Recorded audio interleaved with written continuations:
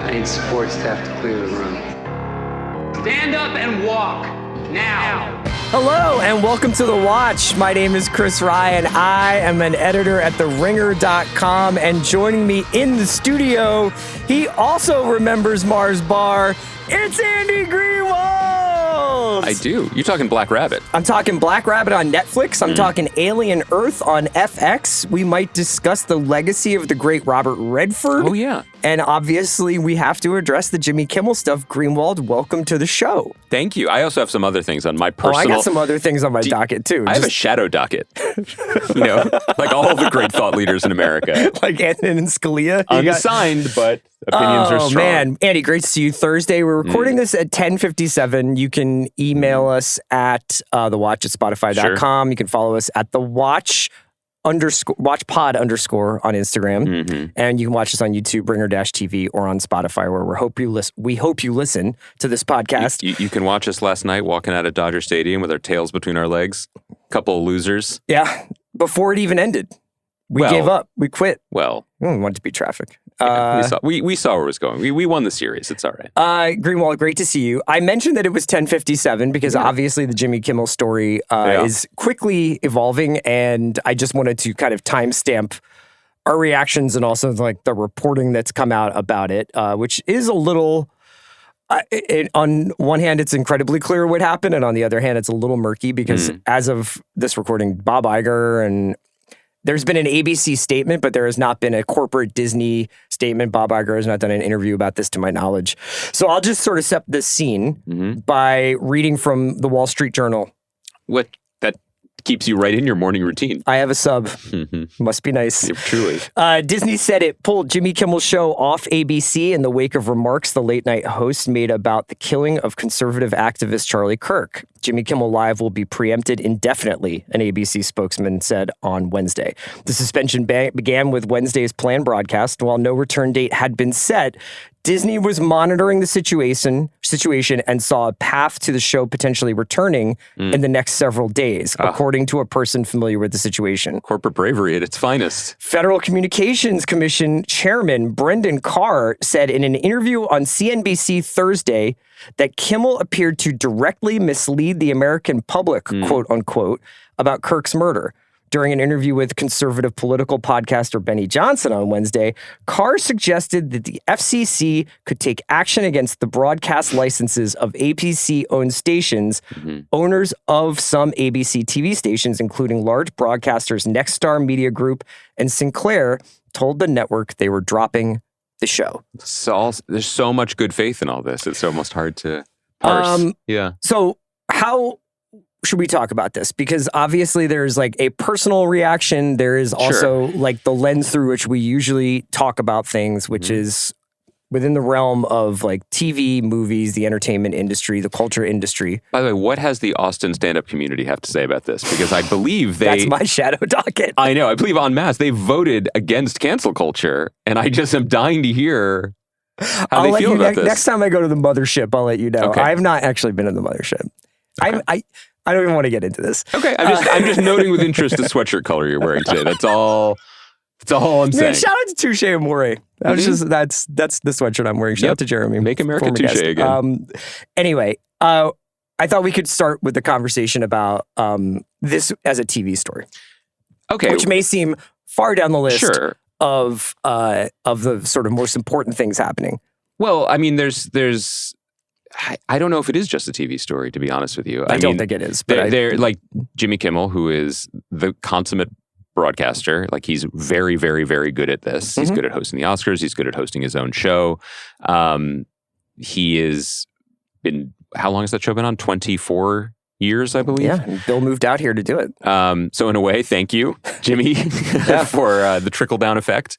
That does work, by the way, trickle-down economics. I think we both have had personal interactions with him before, and he's a lovely guy in person. Sal, yes. And we have connections to the show. On a personal and professional level, I think this absolutely sucks. It is deeply unfair, if not borderline corrupt. And it is a tragedy anytime people lose their jobs, whether it's for 1 day, 5 days, or forever. And the show, being a bedrock of LA, has employed hundreds of people for a very long time. And it's worth mentioning, still records its nightly show or its nightly show in the center of Hollywood. I think that there is a absolute, bad faith, insane snowflake political story to be told here. That's not generally where we get to go with our coverage. Usually, just only in sort of little sour asides to each other at the beginning or end. So I think for me, the bigger story isn't just the fast forward button being hit on what was an inevitable degradation of late night as we have known it for our whole lives. That's sort of the framing of the Colbert story, even though I think in many ways they are part of the same story. As much as that 11:30 hour with light politics, monologue, celebrity guests promoting movies, and some comedic bits that now get chopped up and enjoyed on YouTube the next day, as much as that's part of the framework of our day, even though you and I don't really stay up that late anymore, let alone watch these shows, it does feel very significant to see them being taken off the air, being canceled, being overlooked, being piled upon and removed from our lives. Like, that is very intense and surprising. Particularly, even though I think before any of these cancellations and suspensions started, I think that if we had had a conversation about the future of late night, I don't think we would have said it's white men in their 50s talking into microphones at 11:30. It's white men in their 50s talking into microphones at 10:47 in the morning. Right? The way God intended it. Anyway, so that's the TV part of it, right? I think the more deeply, deeply chilling aspect of the story for us today and going forward is a larger story about the chilling and corrupting effects of media consolidation. Yes. And what happens when everything is owned by 2 to 9 billionaires who want to accrue more billions. And in order to extract money from their properties, not only make very often callous decisions about staffing, about hiring, about employment, also must apparently bend the knee to whomever in Washington controls their opportunities to expand their already enormous bottom line, which is really the story here, far beyond the salacious Truth Social chatter about like standing up for the hurt feelings or a fallen friend. This is going to be cast as a free speech story. I suppose it should be. Yeah. I think that I've probably reached the end of the road doing what about back and forth, or reading what about back and forth, online about cancel culture or suppression of information and stuff like that. And we just are going back and back and back. I think it's worth noting that Nexstar, who is one of the network of affiliates that dropped Jimmy this week, is also looking to buy another collection of affiliate stations and do a merger. And I think that there is a feeling right now that I would say is pretty accurate, that you need to have the tacit endorsement or explicit endorsement of the federal government to pull off a merger like that. And I'm not saying that it's a quid pro quo, but I'm not saying that, I guess. It's hard to look at the way that society is functioning right now and think of it as anything other than kleptocracy. Yeah, kleptocracy, and deeply corrupt. Yeah, look, there's a hotter spotlight at the moment because of the rashness of these actions, and also, again, the supremely bad faith in which all of this has been carried out. And this is what happens when the person who is actually pulling the strings is a sensitive snowflake, right? And can't have feelings hurt, and thus everyone is quick to make it about that. The deeper story that will far outlive this presidency is the consolidation of media in the hands of a few billionaires. That's ongoing no matter what. Now, the flames might not reach as high because, for example, we're talking about this under the a few days on from word getting out that David Ellison, fresh off his takeover of Paramount, would like to also add Warner Media to his portfolio, thus making Paramount plus HBO with Showtime or whatever it might be. That would be a story regardless of who was in the White House. And I haven't seen much evidence of either party, frankly, stopping things like that from happening or understanding the trickle-down effects of that. Now, in the short term, what could happen if he tries to do it in the next few months? Well, that might be it for South Park, right? Like any more times you give them, you give a little bit, they're going to take more. That's actually, as we learn in Black Rabbit, that's how it works when you're in debt to someone. Juice is running. Yeah. But the deeper story about who controls the stories that we get to tell or the entertainment that we get to enjoy, it's very, very dark. It's very, very disturbing. Yeah.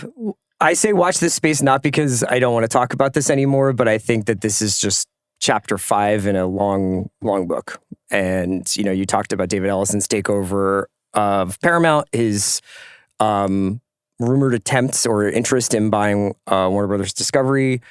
His father, Larry Ellison, is aiming to take a large stake in the sale of TikTok. Oh, yes, that's convenient. This is like this is what happened when the Soviet Union collapsed, right? Like everybody got a taste. And, but in defense of that country, things worked out great for them. Yeah, we got Chelsea Football Club, We. The soccer appreciators. Yeah. Ball knowers. Yeah. It's just, this is obviously a dark and challenging and tumultuous time. It feels particularly scary, I think, even when the most cynical, but guardrails people among us realize that, I think there was a thought that everything will keep chugging along because Wall Street really rules the roost, right? Mm-hmm. And if anything runs afoul of profits or shareholder value, then this whole misbegotten project will collapse. Yeah. I don't know if that's the case because the people who control Wall Street seem pretty psyched with what they're able to do now. Yes. And turns out that might not have been the best guardrail. But yeah. But at least Tim Cook had to sit there and watch the pit win. You know That's what I true. mean? We got to take the victories where we can.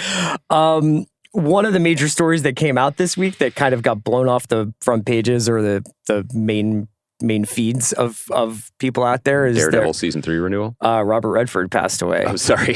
I think that the this Ringer podcast can contain multitudes. The Ringer Podcast Network will probably be diving deep into Robert Redford's life, work, legacy. I just wanted to mention it and also mention my deep affection for the movies that he made and also a lot of what he stood for and his values. It's kind of strange, he was 7 years older than my mom.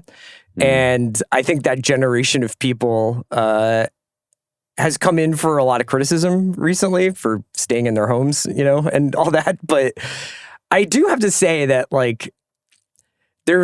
I'm starting to get a little bit more romantic about some of the values that people like Redford stood for. Sure. Obviously, was just a giant movie star, but tried to use a lot of his fame and the capital accrued from that, I think, to help other people. Some of the memorials about him, like you reposted Sterling Harjo's anecdote about him. I thought that was incredible. I know that I read this old interview with Redford where he's just talking about working on the Fruitvale Station script with Ryan Coogler and how inspiring it is to be a part of the early days of someone's career. Yeah. And I think he felt a real sense of responsibility for the continuation of the art form of filmmaking as much as the business of filmmaking. And, Sundance is a really interesting story over the course of its lifespan.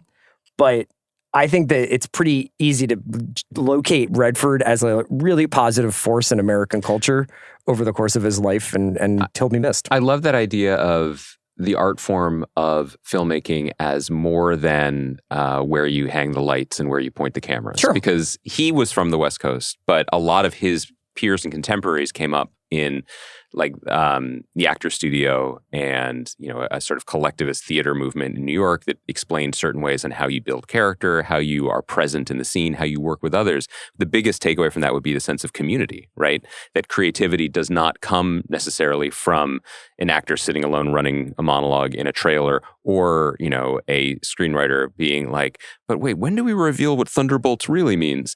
More that like you build things together collectively from the ground up. And I think that aspect of Sundance has been almost overlooked as it became famous for the channel, the film festival, the aesthetic, the idea that year after year over the last few decades, he was just there, right? Greeting people who came in with scripts, with projects, giving support, writing little notes, being like, I enjoyed this film. Like actually showing up and not just like dropping a bag of cash and building a little amphitheater and walking away. That this was the work of the last few years. In addition to being like, I think even for us, right? Like we grew up slightly, we became movie aware slightly past his like 70s golden run. Well, to me, like the first Robert Redford movie is like The Natural. That's the first movie I saw too, but I will never forget the way my mom talked about Robert Redford walking into the movie. About like, my takeaway was like, this is what a man should be, and I have failed.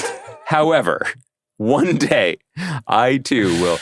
No, but like, both in terms of like his looks, his charisma, but also the way a movie hung on his shoulders, like a well-fitting suit. Yeah. It was very, very, very memorable. And the fact that he was good for so many decades, like I made a Thunderbolts joke, but he was really good in Captain America. He was having a fun time being in Endgame even just a few years ago, reprising the role and reprising that scene.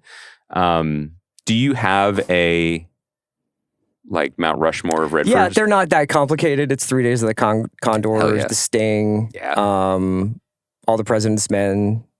Of a more recent one, I would say Spy Game. Underrated. But, you know, I would highly recommend if you're listening to this and you've never checked this book out, Adventures in the Screen Trade, which is William Goldman's really dazzling, candid, witty tour through some of his, he's a famous screenwriter, the late William Goldman, but he wrote about like his sort of his career and getting into movies and writing scripts and working with actors and all of his sort of observations about that. He had some mixed experiences with Robert Redford. Bob? Yeah. But writes very eloquently about Redford's participation in a project made it from an idea to a movie. Yeah.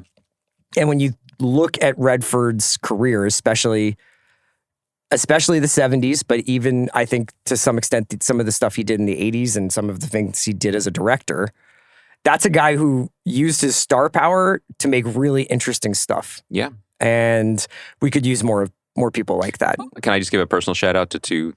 For me, it's The Hot Rock, which is just an incredible 70s caper based on a Donald Westlake novel, him, George Segal, like at his most like swagged out and charming. And then maybe my favorite film of all time is Sneakers, which is that really your favorite film of all time? Or no, are you just saying I'm just saying that. Like it's in my it is in my personal canon. It is in my top 10 of like movies that I just love on a molecular level. It makes me happy. I want more movies, more TV shows, more art to feel like that movie. I feel like it's sleepy appreciated, but not necessarily as celebrated. I think there's a Sneakers hive out there, but it should be bigger. There should be more movies like that. It's about a ragtag group of like proto-hackers, like kind of before hacking was hacking, like people who are hired. And Redford plays like a Weather Underground kind of guy who has now tried to come up with a new identity and is a computer security He has specialist. A ragtag group featuring Sidney Poitier, River Phoenix, Dan Aykroyd, David Strathairn, and it's like they get hired to test the security of your company, and then they get mixed up with the NSA that might not be the NSA, and turns out there are too many secrets. Not to spoil it, but like watching him and Poitier in that movie. It's awesome. Yeah, there will probably be a lot of really cool stuff, hopefully, over the next couple of weeks on the Pod Network about Redford. And I didn't see this because I didn't stick with the show, but apparently he did make a cameo last season on Dark Winds. The very good. We just didn't stick with it. I think Native American cop show that he was a producer on. Before we turn to our TV business of the day, can I just make one procedural, like how we run things comment? Yes. Kai's ready. Kai's mic is on. So. We love doing this podcast, and I think we've adapted well towards the new reality of vertical video, and and really having to like put our face where our mouth is in terms of our opinions and our takes. Yeah. One thing that I definitely did not understand fully going in was how much our lives and our online careers are in the hands of Kai McMullen over here.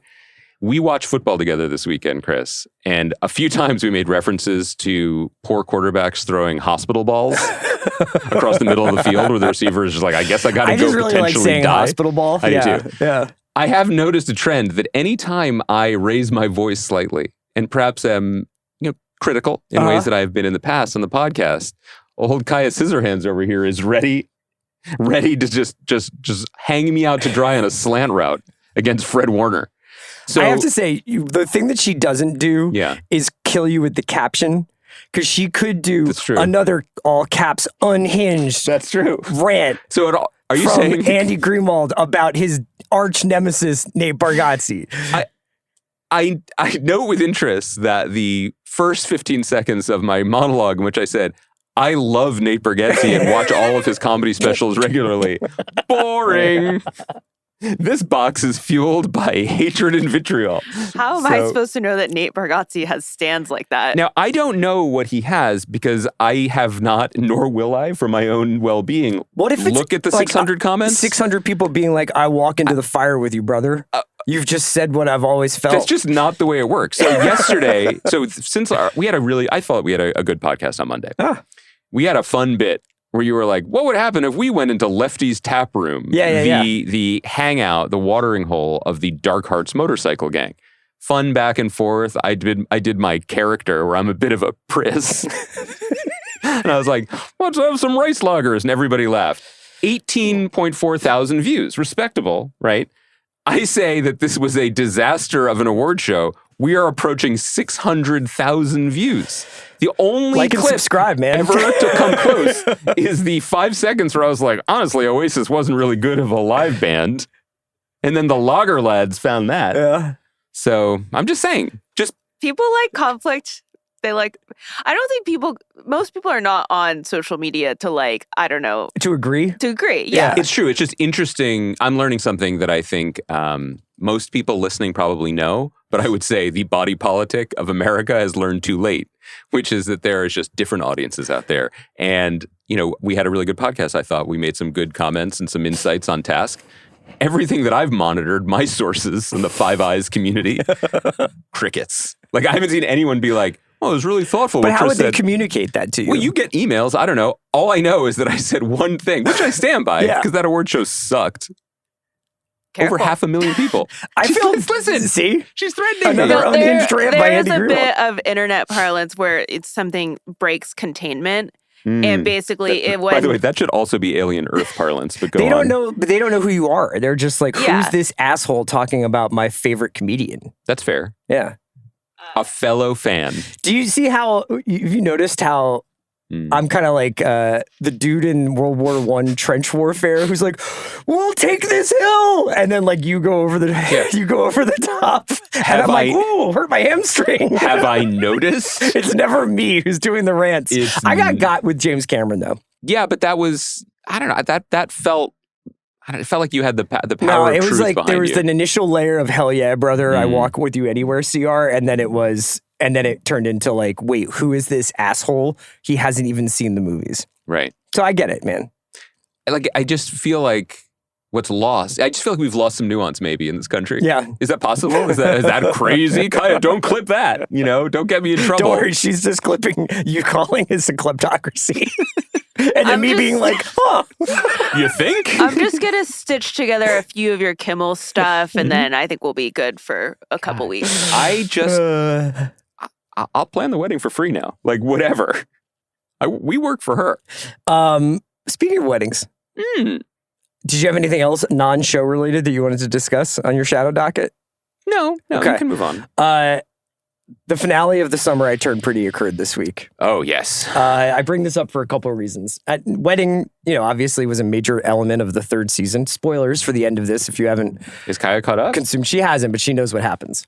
Okay, just don't piss her off. And almost immediately after this show aired, which I have my thoughts about the finale. I don't really know if I want to, if you need to hear them. It was, I thought, well done to a point. It is when there is a central relationship in a show that every single person who's watching is consumed by, I just don't need to see Jer's pop up. He's a cook, I heard. Yeah, he's a chef. The hottest chef in Boston. Well, tallest dwarf, but all right. Clip that, Kaya. Go on. But, set in Paris. Conrad shows up. He confesses his love again to her. What's funny is you're acting like in my household. And she Heismans him for a while. What day did this premiere yesterday? It came out Tuesday at midnight, or so Wednesday at midnight. So do you know when it was playing at my house? 6 a.m. 6 a.m. yesterday. That is, there are two wolves here, and you either stay up late, the father of both of them, or you get up early. Oh. But the interesting part is just that they announced very quickly after the finale aired that they are going to be making a movie epilogue, I guess. This is probably good business for Amazon. I would say there's not a ton of ambiguity about how the show ended in terms of who she chose and what state their relationship is in. If I had to guess, this will probably be more of like a fun reunion and like tying up loose ends than it would be like something tragic and or dramatic happens. But I could be wrong. Do you know what the comparison ought to be, I think, for this, sincerely, is Downton Abbey?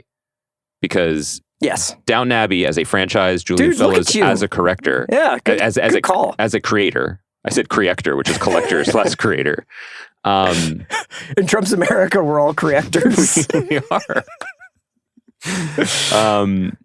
He found a way to somehow keep the balloon afloat, even though people just want to spend time with these people in the world. And so it seems like Jenny Han has a sense of like, we can just keep them hanging out. We can put a few more problems in front of them, low stakes obstacles. Yeah.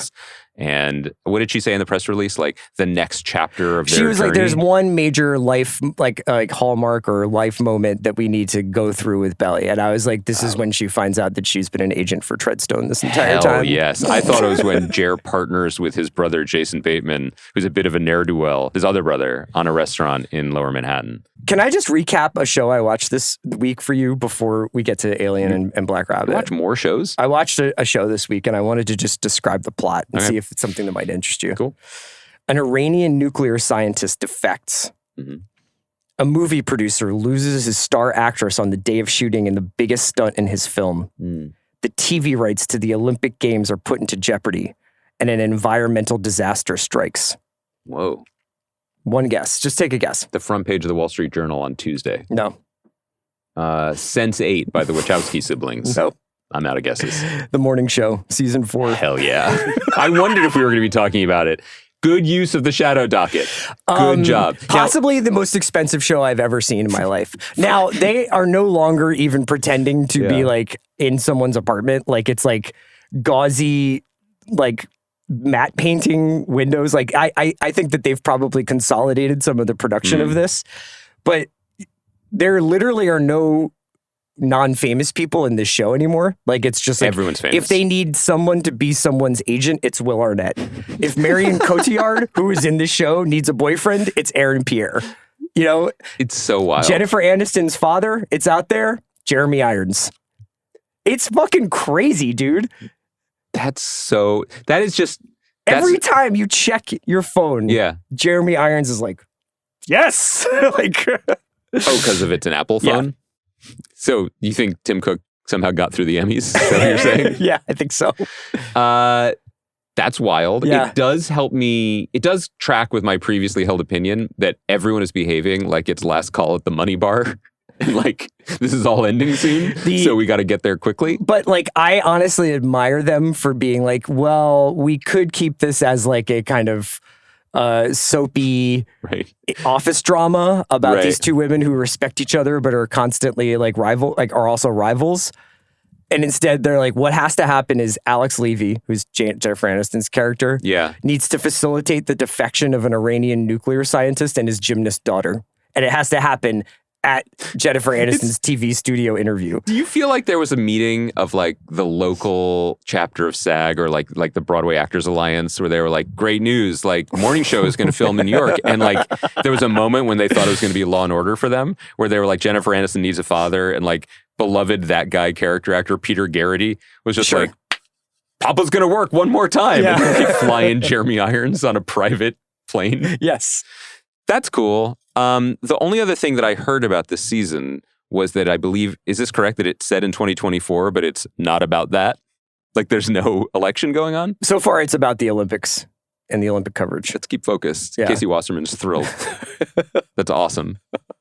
Oh, Paris Olympics. No, I know. Yeah. But he wants the story focused on the beautiful Olympic flame and how it goes from one location to Yes, another. I'm sure that the season will end with the Olympic flame arriving in Los Angeles. Tom Cruise brought it here. Yeah. Remember that? Yeah. It was a simpler time. Maybe he'll make an appearance on the morning show. You have done something in the past where you have a couple scratch-off tickets that you can use, and like one of them is to make me watch something. And it has to do with nuclear scientists defecting? Well, I leaned in at that point. Yeah. But you used it for me to watch the January 6th episode of the morning show. Yes. We'll monitor the situation. If you need me back on this for anything, I'm willing. I stay up later than Greenwald. That's true. My wife and I have several shows that we watch together. Morning show is one of them. Mm-hmm. It just is a great conversation starter. Clearly, look at us. Just look at this banter. You guys are looking at me. Kaya, what do you think? Do you think that gymnast should have defected on television? Anyway, that's what I've been doing. Let's take a quick break and we'll come back and we'll talk about Alien, Earth, and Black Rabbit. All right, buddy.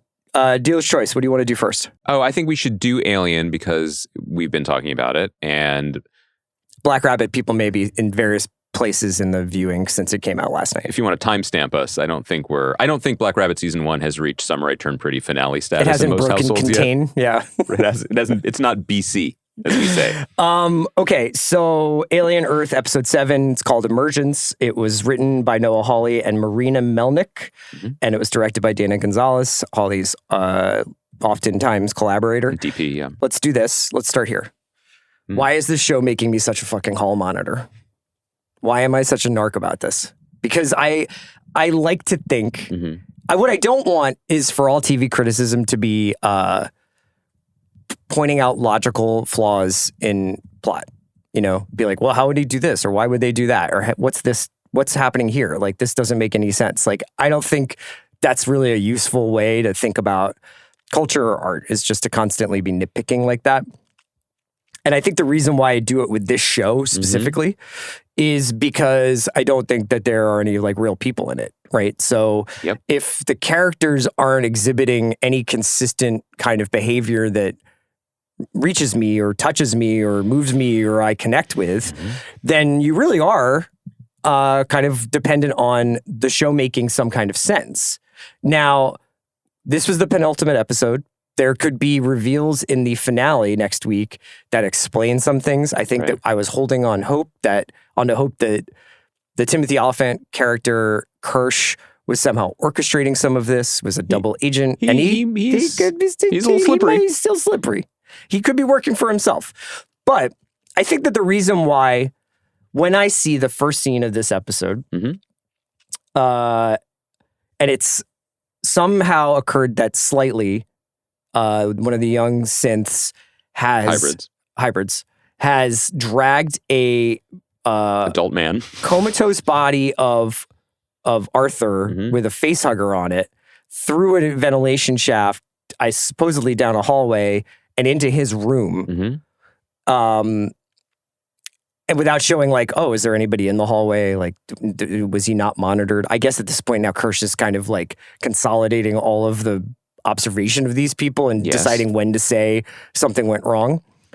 But there's that. There's kind of the rather brute force way Morrow decides to like take the island, which is like walk through the front door.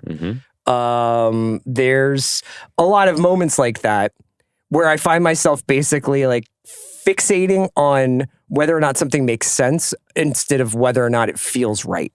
Totally. So I guess it feels wrong, is what I'm saying. I'm not mad about this, but I think that I'm just trying to kind of unwind. Like when I'm watching a TV show, I don't want to be like, hey, stop running on the side of the pool. I mean, look, once a lifeguard, always a lifeguard. So I don't blame you for it. I think that there are a lot of nits to pick. I think when a character says, we're going to be late, we have to hurry. And then when you see that character again and he's taken the time to build a wooden raft to transport a corpse. I also thought those guys were like super strong. Yes. They could probably just carry him. Like, what's up with that? Similarly, the high security lab is the most trafficked place and the most used set in the show. It is equivalent to the break room with the vending machines on The Office in terms of how many people are there on top of each other at any given time. That beggars belief a little bit. I think the point you made that's really worth returning to is the show only works if its central conceit delivers. And the central conceit of this show, which again, construction-wise, I think is very, very smart and admirable and potentially wise, which is what can you do with this franchise over 8 episodes with more in-depth exploration of it? And I think Noah looked at the history of the movies and saw that it's not just that there are xenomorphs and Ripley's. There are also synths and half people, half man, half machine, and corporations. And so what? And which really are people too, as we've learned over the last decade. God bless them all. And what is the thematic string to pull within that? And I think the answer, especially when you bring aliens to Earth, is what does it mean to be human? Which is a very, very broad, but very, very often rewarding question to ask in any art form. I think that the show has struggled to answer that question in any affecting, emotional way, which is a bummer. Now, I would also say that it's an interesting assignment for a filmmaker like Noah, who is so incredibly talented at so many different parts of the television making storytelling process. I would say respectfully that from the work of his that we've enjoyed the most and that we've celebrated the most, whether it's the first 2 seasons of Fargo or Legion, which I was lucky enough to work in a very small capacity on in the first season of, the best characters are usually the most extreme. They are avatars of points of view, of zeitgeists, of thematic intent, of politics, of culture. They are very rarely just a person trying to get through their day. Now, you could quibble point by point, whether it's like Alison Tolman's cop in the first season. I was going to say, sure, is also the most like Marge from Fargo the movie. That is the one that where it's like, but what about Alison Tolman? It's like, but you could say that is like almost direct adaptation in some way, indirect adaptation. Well, it's what he does best, which is it's a tribute to something we've seen, used in a way that maybe we haven't seen before. This is, I want to be very clear because I can feel Kaya's hands moving towards the edit button, that like the ability to do that, to do television storytelling on a very high thematic level is very, very hard. But I find it less rewarding in this show when the most human moments available, again, because of maybe the real estate that you have in 8 episodes, the budget expense, the storytelling weight, the fucking alien that has to go ham every episode and a half, the eyeball. That's Peter Garrity, by the way, in a big suit. God bless him. 85 years young, still nimble.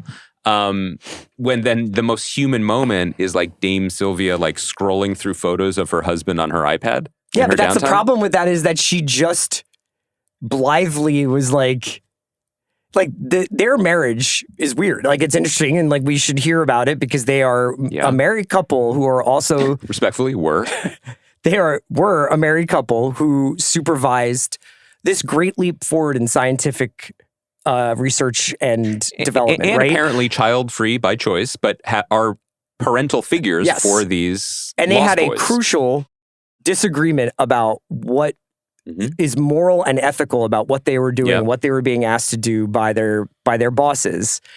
And instead of having a debate between the two of them, or in a scene, a beat, a moment, Dame Sylvia is just like, I'll do it. And Arthur's like, no. And then they're like, you're fired, get out. And she's like, oh, well, like there's no kind of like, there's no realistic, like, emotional exchange between two of the only humans we have. Yes. And then when you do see feints toward... And so when she's scrolling, I'm like, why? I didn't see any... She just saw him 10 minutes ago and didn't care. Well, I assume that when I leave work today, you will spend a few moments before recording another podcast just looking at old pictures of me. Yeah. Hopefully I have a better, gastrointestinal experience later. That guy got canceled. Honestly, likely. Like the scene on the beach, Like in Arthur's few when he's moments. like, "I love you," or "We love you," you know. I thought that was very affecting and very sweet through. Did he say "I love you"? Am I making that up? I think that's just like, he's like, want to have a catch, kids? You're like, the screen got really blurry there. Dana Gonzalez did a bad job focusing. Anyway. No, it's very sweet. And like the hand holding was also a nice like touch, and it was well performed. It's not very much. We don't get very much of that. I think that moment was very sweet and added something new to a mythos that usually is limited to 2 hours and is much more extreme and about, are you alive or are you getting got? Yeah. And the ratio of those things, it does feel perpetually out of whack. I did have a question, just like, what do you think Arthur's like? He's pretty. It's really hot in Thailand. It's pretty sweaty, and he has spent I don't know how much time in a vent with a absolutely disgusting space squid with its like I don't know what part of it jammed down his throat, and then it comes off of his face, and he's just like, "Hey guys." Well, that's what John Hurt does in Alien. No, I know. There's precedent. Yeah. I guess I'm just wondering, like, hygiene-wise, like, do you think he's like, does he smell like an aquarium at this point? Like, what's the? It's not like the synths or the hybrids. They're not like, oh, you stink. Because they're polite. Well, I have questions about all the different like levels of expertise that the hybrids have. Sure. So, like, Wendy is a super soldier who can speak alien. Mm-hmm. Isaac is like downloading all scientific information ever. And Curly is trying to catch him in the AP power pole. But then there's like 3 kids who were like, I'm an idiot. What's it like? Right? I mean, that some kids, I have a that's their stuffed thing. animal, and like these other 2, like, what do they do? Do they have jobs? Why does Isaac and Curly have to like... First of all, if you're the kind of guy who's like, why aren't these kids having jobs? You're going to do great in the next 5 to 10 years. You were born at the right time. Yeah. There's a position of power waiting for you in the Department of Labor. Secondarily, that's really funny. Like, I think that you could... Wouldn't you be like... I guess maybe there's only like a 50% hit rate on this new technology. Right. But wouldn't you be like, put those 3 back in the lab and like up their juice? I would say that there is kind of a lack of infrastructure. You know, we've read a lot in the last 2 weeks about how it might not be that young quarterbacks fail their team. It might be that the teams fail their quarterback. Yeah, it's true. So it's very possible that they did the hybrid thing on like 4 Caleb Williamses. You know what I mean? Like all the tools in the world on paper, but you get him in the room. And by the way, Arthur has big Shane Waldron vibes. Okay? I've learned recently, not very confrontational. Yeah. So I can sort of see that. So maybe they just aren't ready to step up. When you have a multi-billion-dollar corporation, or let's call it a league, that is expecting them to really carry the day.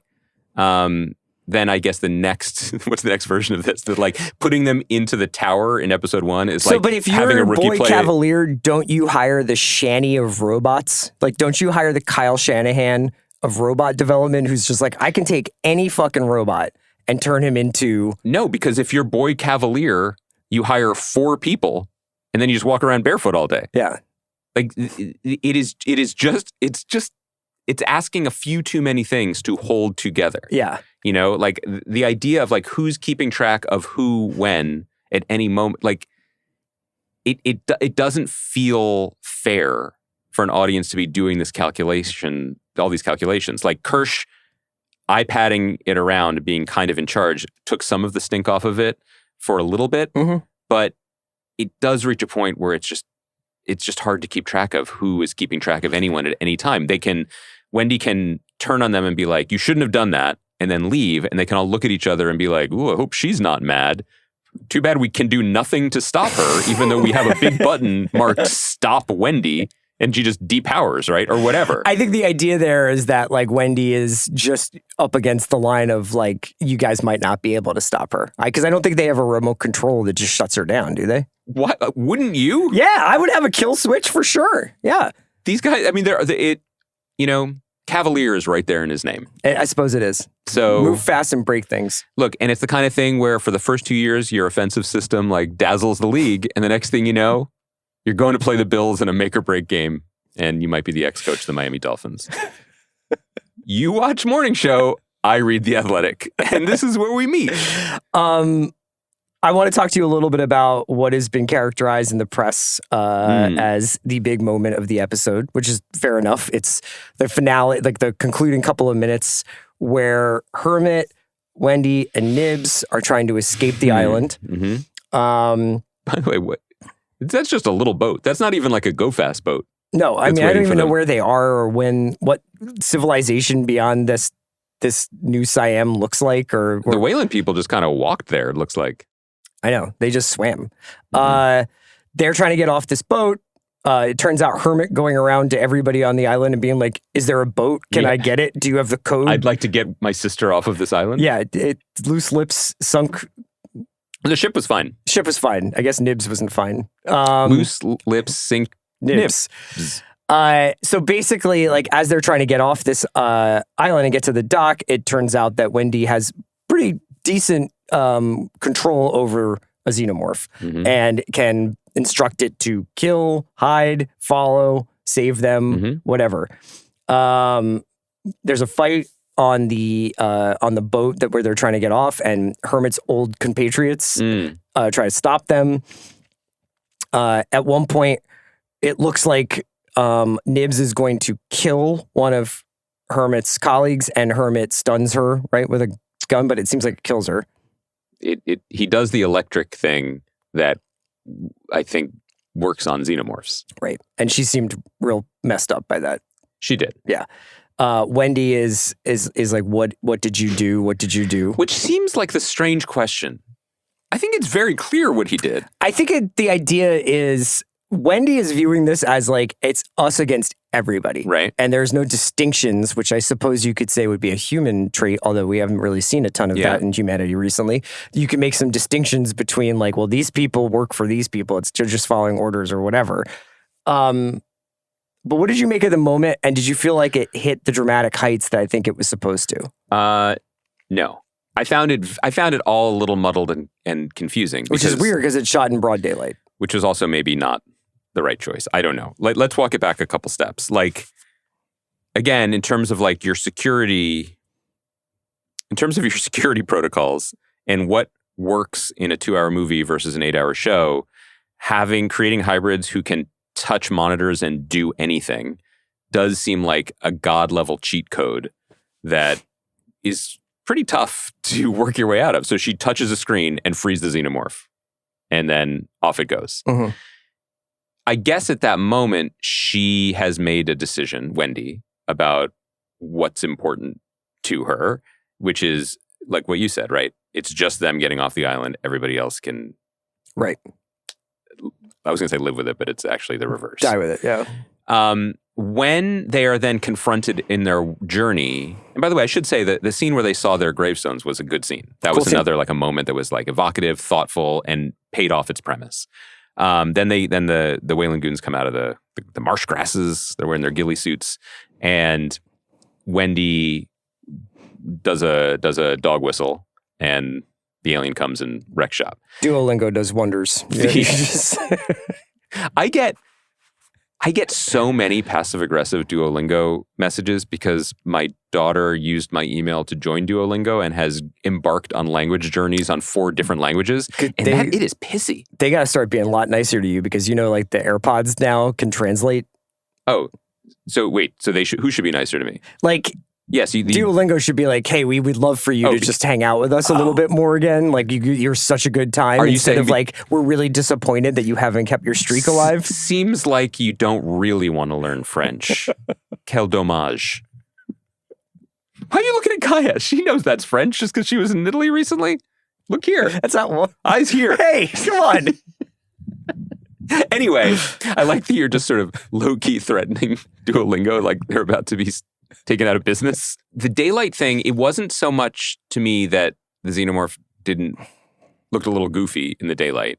It was when the xenomorph is walking over to Wendy in what should be kind of a cool scene. And there have been moments, at least in my memory of the Alien franchise, where Ripley has come very close to aliens. Especially in Resurrection. Yes, exactly. When the alien recognizes a little bit of itself in her, right? Because she has... Quite literally, yes. Yes. Yeah. So that moment.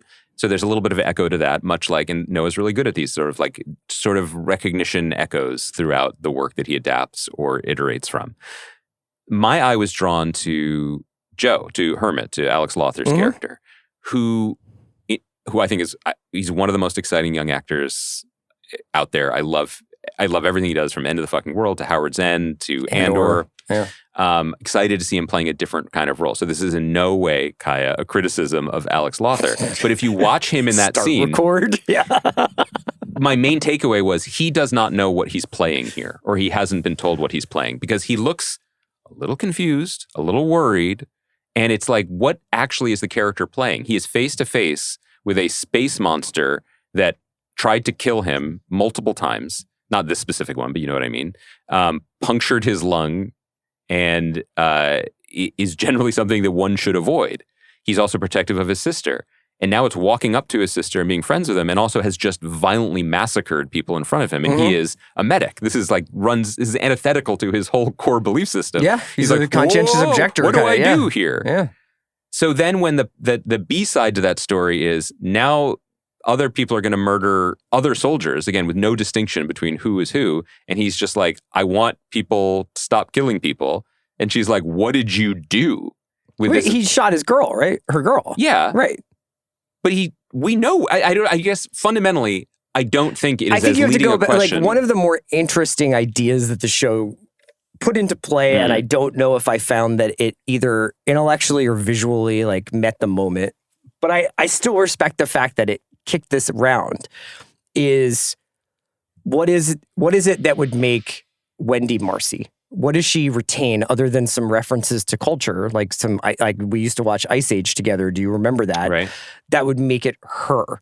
And would Alex know the difference? And that is Hermit know the difference. And that's why Kirsch and Cavalier keep him on the island in the first place, is to basically like do a kind of stress test of like, is she recognizable to this person? Like, would that be?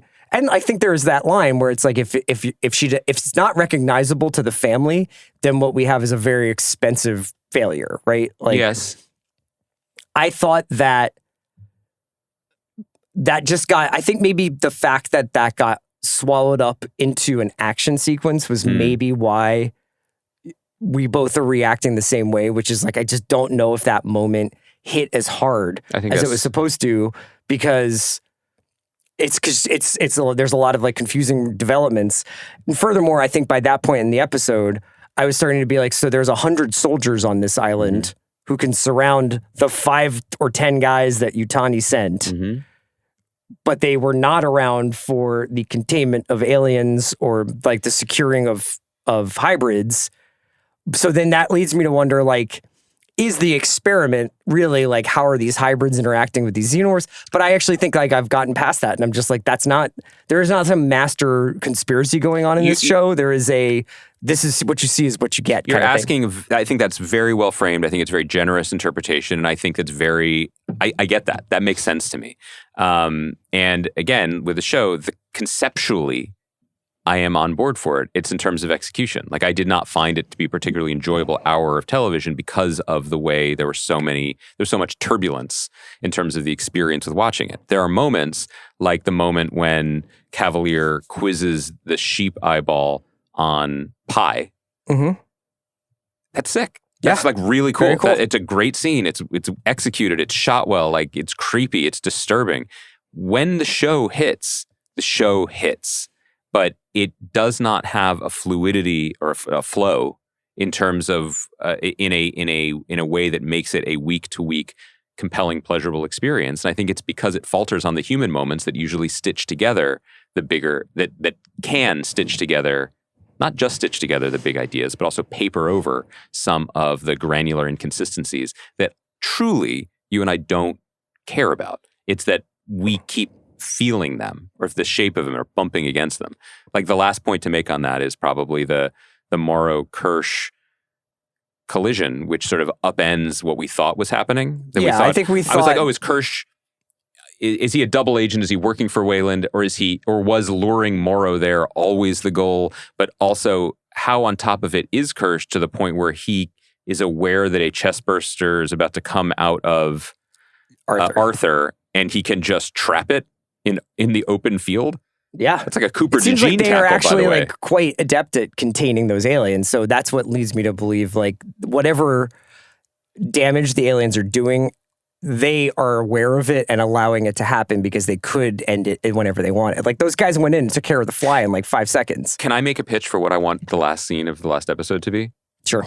I would like it to be Wendy at a cafe some years in the future, and she looks at another table in the cafe and she sees the xenomorph there And it's just having like, lunch, and he goes,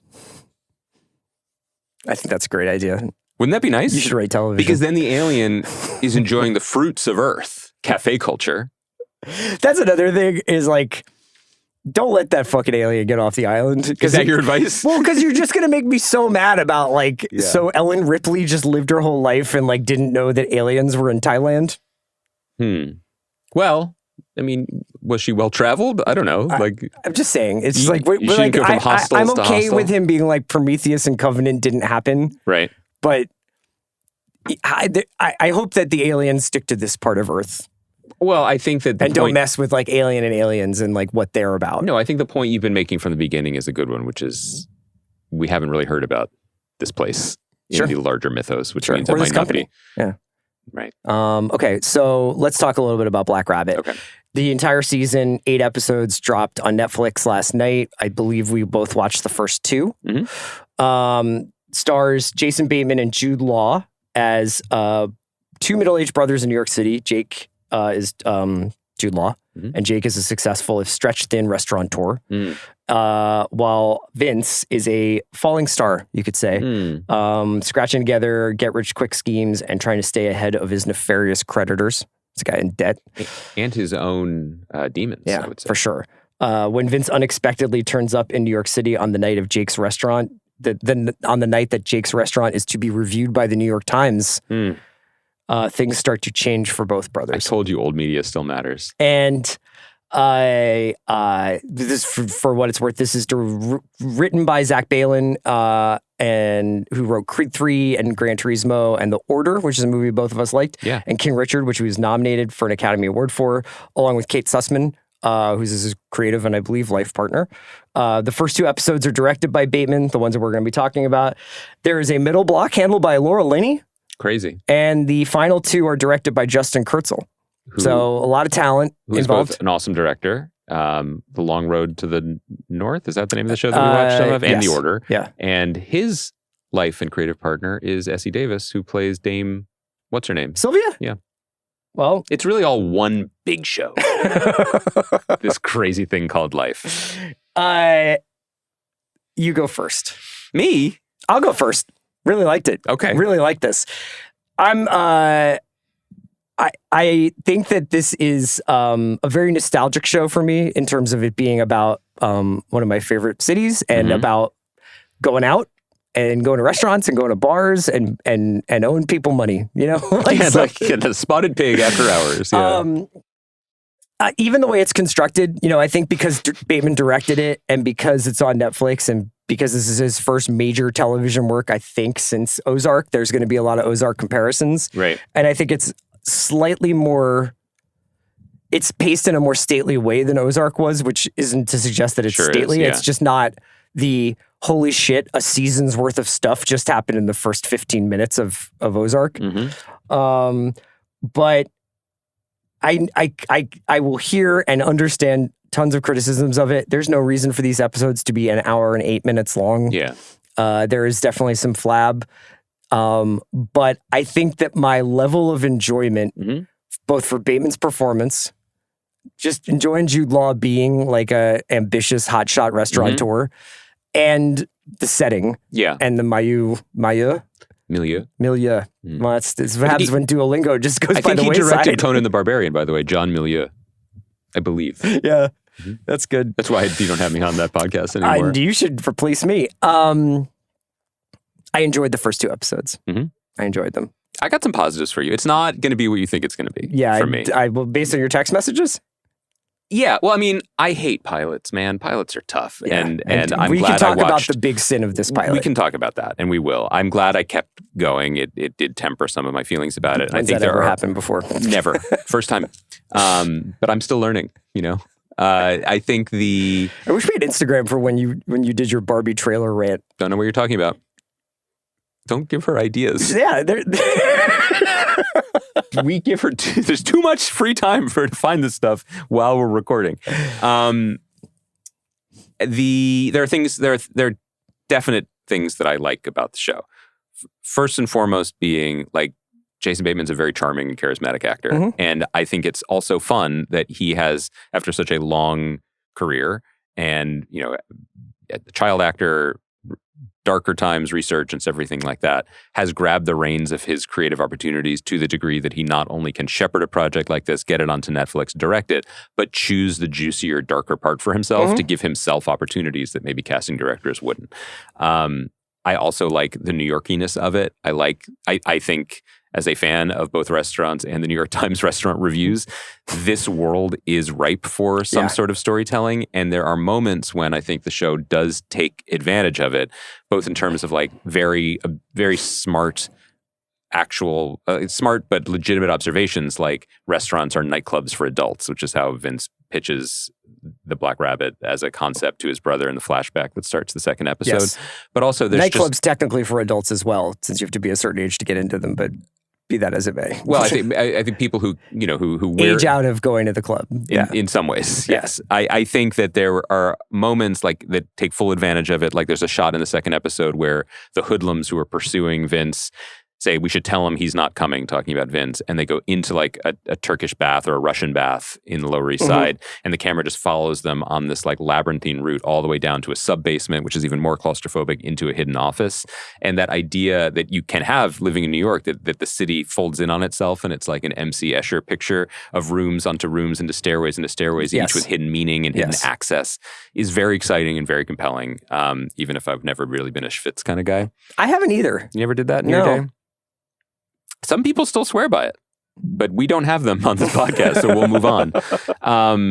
All of that, I'm fine with. Yes. I think that one of the things that I found the most jarring about the pilot, I don't even want to characterize it as a negative. Like, this is actually a good thing for Netflix, because Netflix's business model is so savvy, or maybe its algorithm is so savvy, that this show works.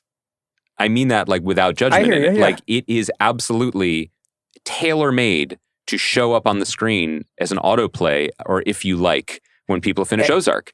Or Bloodlines, or like Damages, which it kind of reminds me of, like sort of like earlier century. This is what I was going to say. It is no sin to do a cover version in a very recognizable key for people, because that is a proven pleasure spot. And the show will deliver on that in terms of like the rising stakes and the backstabbing and the mystery inside of the mystery. All that makes sense to me. There was something about the first 15 minutes of the show that I was like, oh, this is super pre-woke television. And what I mean by that, in the same joking way that like the guy I love on Instagram, James Dimitri, who like reviews greasy spoon fry-ups in London, and if they serve any bread that's not like buttered white toast, he calls it woke toast. This is what I meant, in the sense that the show starts with a man looking in a mirror, like cleansing himself before putting it on for a crowd, and everyone's sexy, and there's violence, there's guns, and then something goes crazy, and then it stops and says, 1 month earlier. Yes. And I said, no, no. As it was beginning, I was like, this is a good fucking show. Exactly. I was like, oh, they're playing the Walkman, and it's doing something really radical. It's starting us in the shit. Why wouldn't a show do this? And then it did the thing that I think finally now, development executives are hitting pause on. Like, this has gone too far. If they had just started the show with Jude Law peeling himself off the cot in the back of the Black Rabbit, and tonight's the big night, all of that information is conveyed beautifully. I agree. Obviously, you are given this insight into a crime is going to be committed at a certain point, probably many of them, and B, someone is going to get shot, but also that you can see that the restaurant has reached an even higher echelon of success than it had previous, after this New York Times review that's sort of like the culmination of the first episode.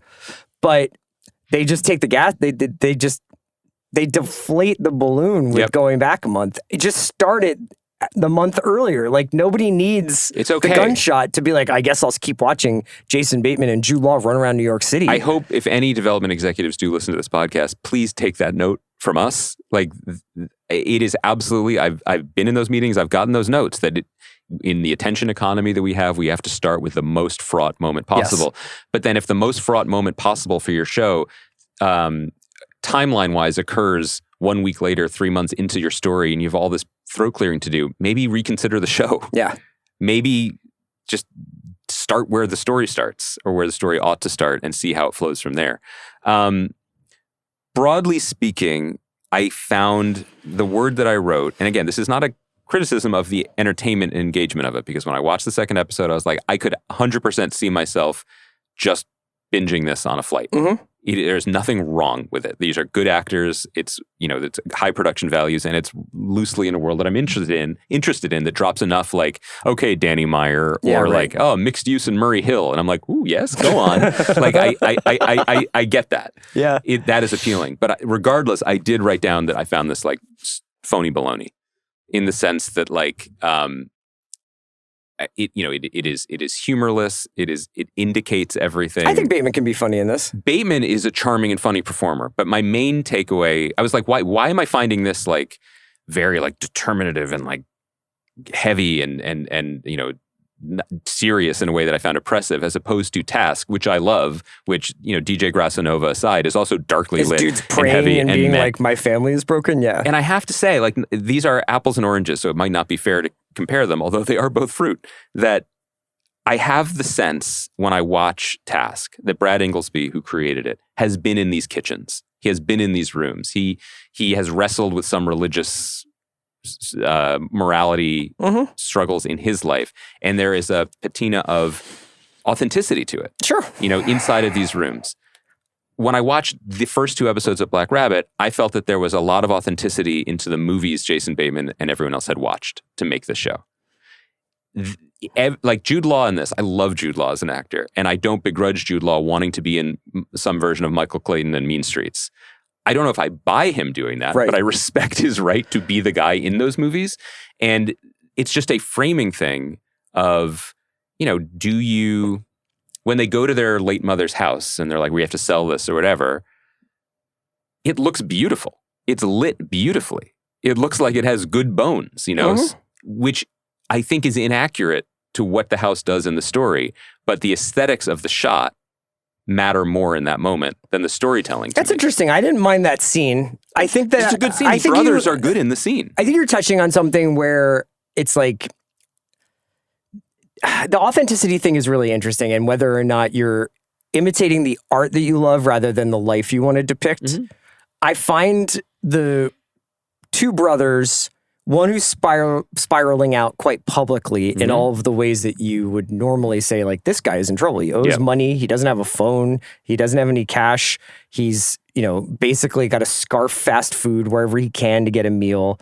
He has some sick layers, though, and I know that makes honestly, you sympathetic. Probably could put that Sonic Youth T-shirt on Depop and do quite well for himself. What about his black denim jacket? But Jude Law, who is by all, like all hallmarks of success, is a successful person, is also like, I have crisis after crisis after crisis. Yep. And has confusing, perhaps other like crimes that we are not quite clear on, because in the first 2 episodes, there's this whole thing with the bartender who refuses to come back to work, and it seems like we are. I mean, I made a joke, probably I shouldn't have, like, to misbehavior in bad behavior, rapacious, actually criminal behavior in the restaurant world over the last 10 years. Don't know. I haven't watched past 2 episodes. It seems intentional that there is some spotted pig.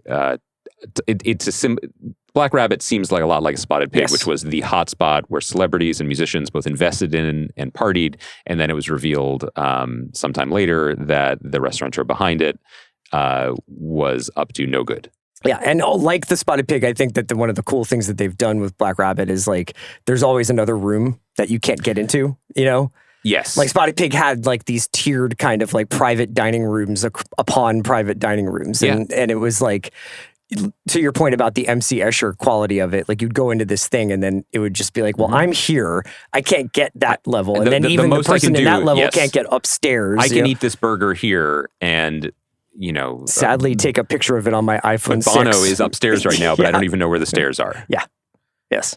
Yeah, I think it gets a lot of that right. I think so. Basically, what I think is like it maybe is more truthful than it is authentic. Like I like the way the characters are pit against one another, but also have affection for each other. I read an interview with Bateman and Law where they were talking about like the durability of brothers and family as like a dramatic we wouldn't know structure because it's like you can break up marriages, you can break up friendships, but ultimately family, you're always connected, whether it's through your dead mother or whatever it is. Like you've got like this connective tissue.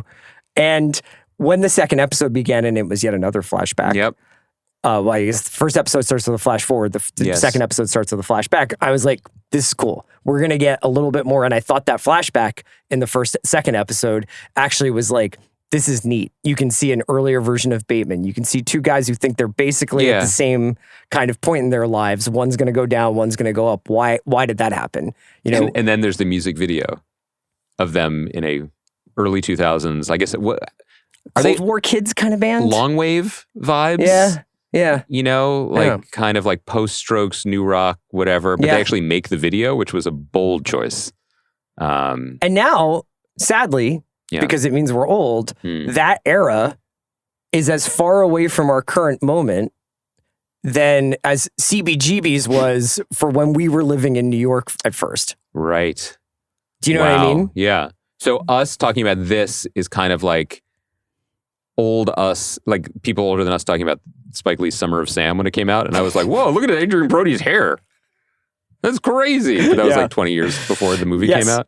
That's fun to think about. Thank you. Will you keep watching?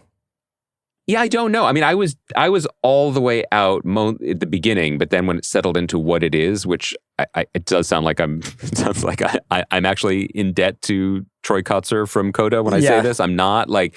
I see the shape of it, and there's no shame in being a very high class version of a type of crime show. There's enough on the margins that kind of make it compelling. Is there a writer's room term for the need to put a mystery or something to solve on top of what would just be like a character drama? There's not even a term for it. It's just the industry now. Like you need to have like who's robbing the black rabbit. Yes. As like, okay, like we get piecemeal stories. What are we, why it's not, it used to be, I think, how do we get people to watch the next episode? And now it's how do we get people not to turn away? And you have to front load everything. I mean, this is true. Look, this is the same sensibility that Kaya brings to our Instagram page day after day.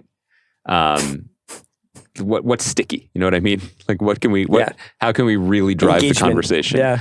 Clickbait. So I get that. I just wish that there was a structure where there was more to sink into. Yeah. But it's relatively big stars. It's a limited series intentionally. Zach Balan is a film writer, and TV can be a different animal. It doesn't need to be. There's opportunity for it to be, and it's fine to deliver something that's straight down the middle that doesn't surprise. But there's an element when I watch the show that might keep me from watching it more, where it's like when Vince goes back, I don't know if he's in Queens or Brooklyn, and he goes to the bar that like, it's the one place that doesn't sell $50 fucking hamburgers anymore. Yeah. And the guy who's the bartender there is that guy. They're like, who's the actor? He was in Ozark, yeah. He's in everything being that guy, and God bless him. He should work. He's our next Peter Garrity. I love him. But like, there's a moment when it's like, you could surprise, but instead you comfort. The Troy Kotsur part where the criminal mastermind is deaf, like that's a surprise moment. Yeah. And aesthetically, it's like, it's cool. That came out of nowhere, and I leaned in. Chris Coy, who's one of the guys, one of the hoods. Yeah. I'm just Cheryl over here. Chris Coy plays one of the That toughs. could be a new way of us recapping episodes. Is like at that point I leaned out, but then I leaned in. When Grasanova came in. For what it's worth, I watch television from a rocking chair. Sure. So it's a constant back and forth. Chris Coy, who plays one of the toughs, who's standing behind the guy who's the son of Troy Kotsur, did a lot of scenes with Tom Pelphrey in Banshee, a show I still think you should check out. I will. They had a big confrontation. It was very good. Is like a huge fight? Yes, I leaned into that confrontation, which is to say I thought that was pretty sick. Last thing on Black Rabbit. We don't know how brothers are to each other. We're as close as we're going to get. Probably.